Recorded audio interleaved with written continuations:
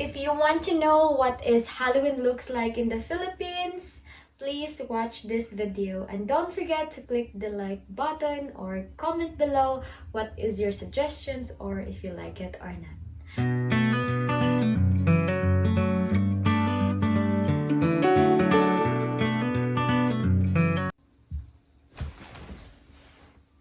Hi folks, good morning! Happy Halloween! November 1 in the Philippines.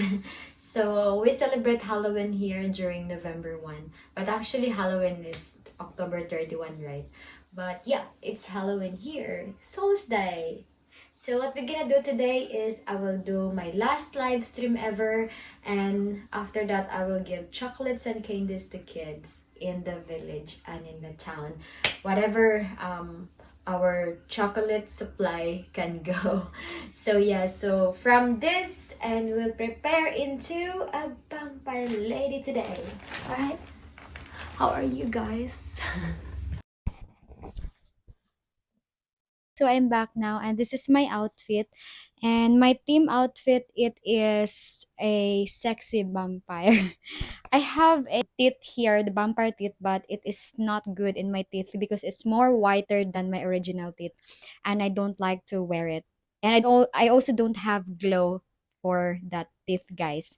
So yeah, this is my outfit. I have my ears. So I have a choice of ears. Maybe this one, like an elf, and this one. But when I did the live stream, the viewer said this is perfect for my outfit, and when I go to the town it is perfect because this one, it holds my ears tightly, unlike this one I need to glow this.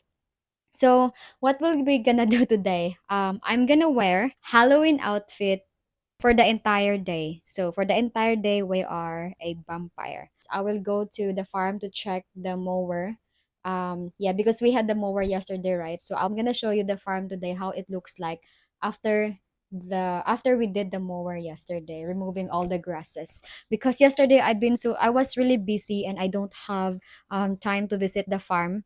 And I just paid the man online. It is very expensive, guys. So I will explain to you everyone later when I'm in the farm. But I'll be giving chocolates to our kids in the town and here in the village. And I'm very excited to do this for the first time because when I was a kid, I never experienced receiving a chocolates and candies from someone or from the family because our Halloween day, we called it our Souls Day. So it's for the soul. We go to the cemetery and celebrate the Halloween. We bring foods there. Our family there in the cemetery is like, so if they like sticky rice, but normally, guys, we go to the cemetery, bring some adobo and sticky rice, just little only for them to smell. We believe that during Halloween. But today I'll be giving treats to kids. And I don't know what's gonna be the people's reaction, guys, but yeah, I'm so excited to do this for the first time. Woo! So everyone here are just cooking sticky rice, cooking adobo or spaghetti. That's our celebration like. But I will change it now. This is the new Halloween ever that kids will experience in the town. So all right, let's go. Let's go! Let's give the candies and start the trick or treats. Actually, this is treats only. Let's go, guys. Let's go from here in the village to town. Woo. Dang! Eh! Ah, tapos na doon. Dali doon! Eh! Ala ka cute! Mm. Eh! Bye! Right. Eh! Dito ako. Eh! Asa pidali? Panita mahulog ka. Nabilagad. Tak di ah. Ay, ala na. Kasi, daghan mo dito. Happy Halloween!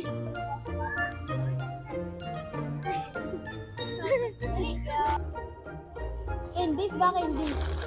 Dako. Ano na nahulog na? Puyos. Sige na. Ay, nangaw. Ay! Okay, Rada. Eh, welcome. Ay, nahulog. Happy Halloween! Ay, sorry! Happy Halloween! Let's go! Halloween! Ah! Nahulog! Uy, Daplin, ka. Happy Halloween! Ay, nangahulog na.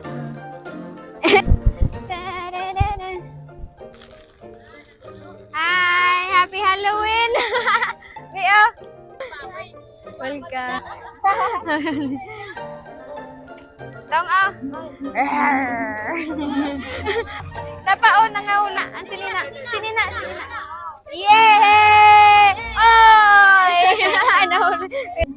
Happy Halloween! Ala na ba? Happy Halloween! Hi everyone, so we're here in the farm and I will update you after the mowing. So this is the pathway and look at this now, it's all gone. It's so expensive, my God Lord. So I will also show you guys there because I never been there since yesterday and I don't know what it looks like right now, but at least it's gone here. It was all bushes here and weeds. At least now it is clean. This is one whole day job of the mower man. Grabe. This one we were gonna take that off soon. Maybe tomorrow. Because it's almost 5 now I think, or it's already 5. Hirapan. It's all gone here guys, look. I don't like this one. I want to remove that. Yeah, hala, it's really nice. This one should be removed. Maybe we can remove that now. Gani. Oh, you don't have food anymore. Hala, you don't have food to eat na guys. Look. Hala, it's all gone. Marami na no. I like it. Basketball. Magchatchaday. You hungry? You want the Dior? Ayaw te? Para murarasyag ka na bang para agay. Ay. Lamang ka.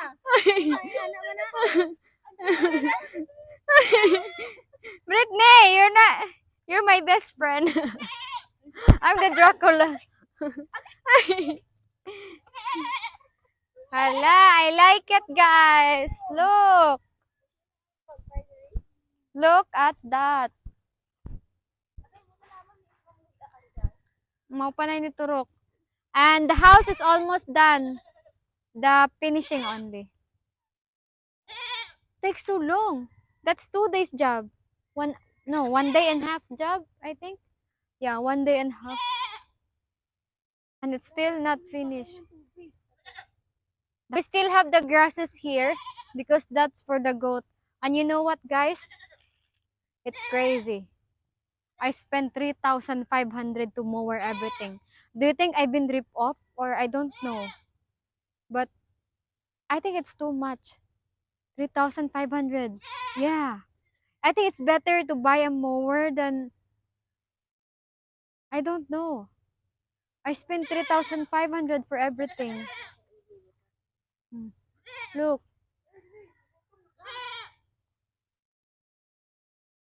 Dako mo gud ani no. It's big here. Yeah. But the problem guys is it was very thick here. So much grown grasses. So 3,500 is around $70, I think. Yeah, 70 or $65 for 3.5 for everything going there for one whole day. I don't know if it's reasonable price. I really don't have idea, guys, because I'm in the Philippines. For sure you don't have idea because you're from the other part of the world. So I don't know if you know, but if to those foreigner watching this one from the Philippines and you experience mower job, like yeah, you experience a mower man, you hired one, how much you just spend. But this one, it was very a lot of grasses. I don't know if that's reasonable or not. I really don't have idea. I don't want to judge, but for me it's really big. So this is the update here in the house. after yesterday, after 1 day and a half. So we still have the scaffolding. Look at the scaffolding, guys. I thought the job is already done. Until now, it's not. So this is the problem. If you do a daily rate job, it's crazy. It takes very long time to finish. But if you do a what we call that, you paying the entire job, then they will finish that quick.